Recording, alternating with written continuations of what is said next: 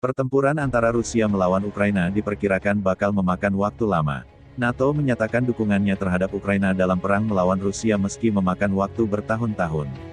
Sekretaris Jenderal NATO Jens Stoltenberg mengatakan NATO akan memberi bantuan ke Ukraina untuk beralih dari senjata era Soviet ke sistem Barat yang modern. Pernyataan itu ditegaskan oleh Stoltenberg pada Kamis, tanggal 28 April tahun 2022 setelah sebelumnya Kremlin memperingatkan bahwa pasokan senjata ke Ukraina menimbulkan ancaman keamanan terhadap benua Eropa. Bantuan itu juga dinilai memprovokasi ketidakstabilan. Kita perlu bersiap untuk jangka panjang, kata Stoltenberg pada pertemuan puncak di Brussel. Benar-benar ada kemungkinan bahwa perang ini akan berlarut-larut dan berlangsung selama berbulan-bulan bahkan bertahun-tahun. Ia mengatakan Barat akan terus memberikan tekanan keras pada Presiden Rusia Vladimir Putin untuk mengakhiri invasi ke Ukraina. Tekanan itu melalui sanksi dan bantuan ekonomi serta militer ke Kyiv. Sekutu NATO sedang bersiap memberikan dukungan dalam jangka waktu yang lama dan membantu Ukraina untuk transit, beralih dari peralatan era Soviet lama ke senjata dan sistem standar NATO yang lebih modern yang akan membutuhkan lebih banyak pelatihan, kata Stoltenberg. Sebagian besar senjata berat yang dikirim negara-negara NATO ke Ukraina adalah senjata buatan Soviet yang masih tersedia di negara-negara anggota NATO Eropa Timur. Namun Amerika Serikat dan beberapa sekutu lainnya telah mulai memasok Kyiv dengan senjata barat. Jerman pada Selasa mengumumkan pengiriman tank Gepard yang dilengkapi dengan senjata anti-pesawat ke Ukraina. Pengiriman senjata berat ini adalah pertama untuk Kyiv. Permintaan Ukraina untuk senjata berat telah meningkat sejak Moskow mengalihkan serangan ke Donbas, wilayah timur dengan sebagian besar datar.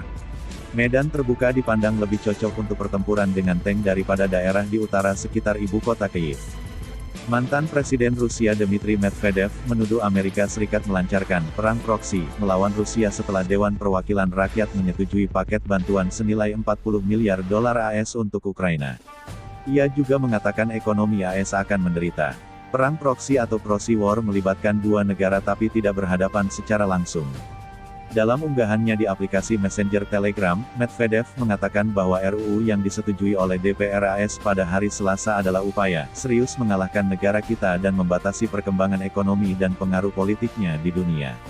Itu tidak akan berhasil. Mesin cetak di mana Amerika terus-menerus meningkatkan utang pemerintahnya yang sudah meningkat akan pecah lebih cepat, katanya, Rabu, tanggal 11 Mei tahun 2022.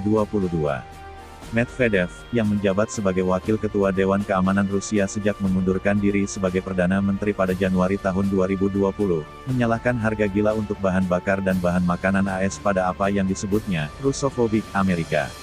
Dalam kesempatan terpisah, Ketua Duma Rusia Vyacheslav Volodin menuduh Washington menggunakan paket bantuan ke Ukraina sebagai piutang dan menggunakan cadangan gandum negara itu sebagai pengganti pembayaran.